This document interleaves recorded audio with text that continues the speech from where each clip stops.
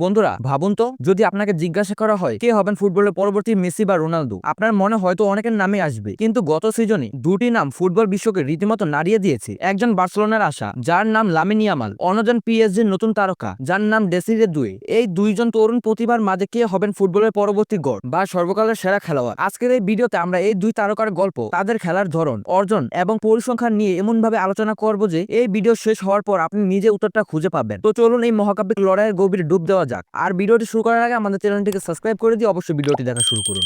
Lamine Yamal, লা মাসিয়ার নতুন Messi. Lamine Yamal, যার জন্ম 2007 সালের 13 জুলাই স্পেনে, সে খুব অল্প বয়সে বার্সেলোনার বিখ্যাত লা মাসিয়া ফুটবল একাডেমিতে যোগ দেন। এই একাডেমি থেকে বেরিয়ে এসেছিলেন লিওনেল মেসির মতো কিংবদন্তি খেলোয়াড়। মাত্র 15 বছর বয়সে বার্সেলোনার সিনিয়র টিমে অভিষেক হয়। অনেকেই তার খেলার ধরন দেখে তাকে মেসির সঙ্গে তুলনা করে। তার অসাধারণ ড্রিবলিং, বলের উপর নিয়ন্ত্রণ এবং নির্ভুল পাসিং দক্ষতা তাকে অন্যদের থেকে আলাদা করে তোলে। 2024-25 মৌসুমে অবিশ্বাস্য পারফরমেন্স। 2024-25 মৌসুমে লামিন ইয়ামালের ক্যারিয়ারের এক নতুন দিগন্তের উন্মোচন করে। এই মৌসুমে সে সব প্রতিযোগিতা মিলিয়ে মোট 43 ম্যাচে মাঠে নামে। সেখানে তার নামের পাশে ছিল 14টি গোল এবং 17টি অ্যাসিস্ট। শুধু সংখ্যাই নয়, তার খেলার প্রতিভা ছিল দলের প্রতিটি আক্রমণের মূল কেন্দ্রবিন্দুতে। যখনই সে বল পেত, দর্শকদের মধ্যে এক ধরনের উত্তেজনা ছড়িয়ে পড়ত, কারণ সবাই জানতো কিছু একটা অসাধারণ হতে চলেছে। আন্তর্জাতিক অঙ্গনে সাফল্য, ক্লাব ফুটবলের পাশাপাশি আন্তর্জাতিক ফুটবলেও সে নিজেকে প্রমাণ করেছে। ইউরো 2024-এ স্পেনকে চ্যাম্পিয়ন করতে তার অবদান ছিল অনস্বীকার্য। এই টুর্নামেন্টে সে সবচেয়ে কম বয়সী খেলোয়াড় হিসেবে গোল করার রেকর্ড গড়ে এবং টুর্নামেন্টের সেরা তরুণ খেলোয়াড়ের পুরস্কার জিতে।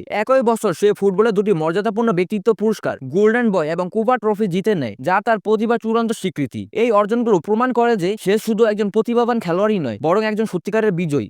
ডেসিরে দুয়ে, পিএসজির নতুন সেনসেশন। এবার আসা যাক আমাদের দ্বিতীয় তারকার কথায়, ডেসিরে দুয়ে। 2005 সালের 3রা জুন ফ্রান্সে জন্ম নেওয়া এই খেলোয়াড় তার কেরিয়ার শুরু করে ফ্রান্সের ক্লাব রেন্সের যুব একাডেমিতে। তার দুর্দান্ত পারফরমেন্সের কারণে ইউরোপের অনেক বড় ক্লাব তার প্রতি আগ্রহী ছিল, কিন্তু শেষ পর্যন্ত পিএসজি তাকে 2024 সালের আগস্ট মাসে 50 মিলিয়ন ইউরোতে কিনে নেয়। পিএসজিতে আসার পর সে দ্রুতই দলের একজন অপরিহার্য সদস্য হয়ে ওঠে। দুয়ের সবচেয়ে বড় শক্তি হলো তার খেলার বহুমুখিতা। সে একজন অ্যাটাকিং মিডফিল্ডার, একজন উইঙ্গার, এমনকি দলের প্রয়োজনে সে বক্স টু বক্স মিডফিল্ডার হিসেবেও খেলতে পারে। তার খেলার স্টাইলে রয়েছে শক্তি, গতি এবং কৌশলগত বুদ্ধি। সে তার শারীরিক শক্তির কারণে প্রতিপক্ষ ডিফেন্ডারদের সহজেই পরাস্ত করতে পারে এবং তার ড্রিবলিং দক্ষতাও অসাধারণ। 2024-25 মৌসুমের পারফরমেন্স। গত মৌসুমে ডেসিরে দুয়ে পিএসজির হয়ে সব প্রতিযোগিতা মিলিয়ে 43টি ম্যাচে অংশ নেয়। সে মোট 12টি গোল এবং 12টি অ্যাসিস্ট করে। তার গোল এবং অ্যাসিস্টের সংখ্যা ইয়ামালের থেকে কিছুটা কম হলেও তার খেলার ধরন এবং মাঠে তার প্রভাব ছিল অত্যন্ত গুরুত্বপূর্ণ। সে দলের হয়ে প্রতিটি ম্যাচে সমানভাবে লড়াই করেছে এবং তার উপস্থিতি পুরো দলের পারফরমেন্সকে উন্নত করেছে।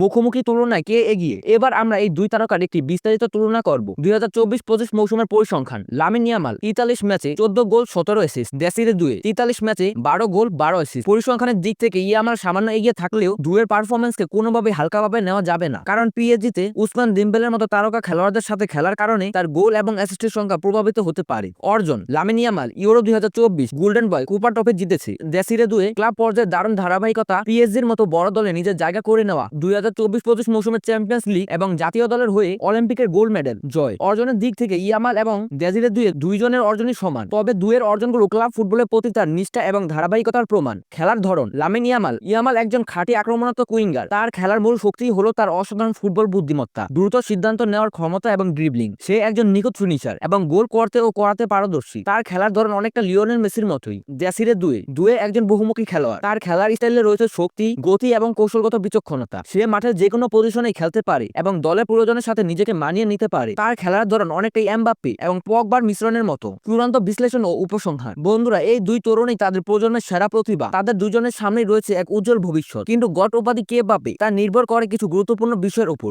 যেমন 1, চোট ব্যবস্থাপনা। ফুটবলের ইতিহাসে অনেক প্রতিভাবান খেলোয়াড়ই চোটের কারণে তাদের সেরাটা দিতে পারেননি, তাই এই দুই তরুণকে তাদের ক্যারিয়ার জুড়ে চোট থেকে নিজেকে রক্ষা করতে হবে। 2, দলের সাফল্য। একজন খেলোয়াড়ের সাফল্য তার দলের সাফল্যের উপর নির্ভরশীল। ইয়ামাল এবং দুয়ের দলগুলো যদি বড় শিরোপা জিততে থাকে, তাহলে তাদের ব্যক্তিগত অর্জনও বেড়ে যাবে। 3, মানসিক দৃঢ়তা। একজন বিশ্বমানের খেলোয়াড় হতে হলে মানসিক দৃঢ়তা অত্যন্ত জরুরি। চাপের মুখে ভালো পারফরমেন্স করা, ধারাবাহিকতা বজায় রাখা এবং বড় ম্যাচে জ্বলে ওঠা, এই সবকিছুই তাদের ভবিষ্যৎ নির্ধারণ করবে। চূড়ান্ত রায়। লামিন ইয়ামাল এই মুহূর্তে তার ব্যক্তিগত অর্জন এবং আন্তর্জাতিক সাফল্যের কারণে কিছুটা এগিয়ে আছে, কিন্তু ডেসিরে দুয়ের বহুমুখী প্রতিভা এবং শারীরিক শক্তি তাকে ফুটবলের ভবিষ্যতের একজন অনন্য খেলোয়াড় হিসেবে প্রতিষ্ঠা করতে পারে। তাই কে হবেন ফুটবলের পরবর্তী রাজা তা বলা কঠিন, তবে একটি বিষয় নিশ্চিত, ফুটবল বিশ্ব আগামী 10 বছর এই দুই তারকার মহাকাব্যিক লড়াই উপভোগ করবে। আপনার কি মনে হয় কে হবেন পরবর্তী গড়? কমেন্টে আপনার মতামত জানাতে ভুলবেন না। তো দেখা হচ্ছে পরের ভিডিওতে, ততক্ষণ পর্যন্ত ভালো থাকুন এবং স্পোর্টস ইনফরমেশন ইউটিউব চ্যানেলের সঙ্গেই থাকুন। ধন্যবাদ।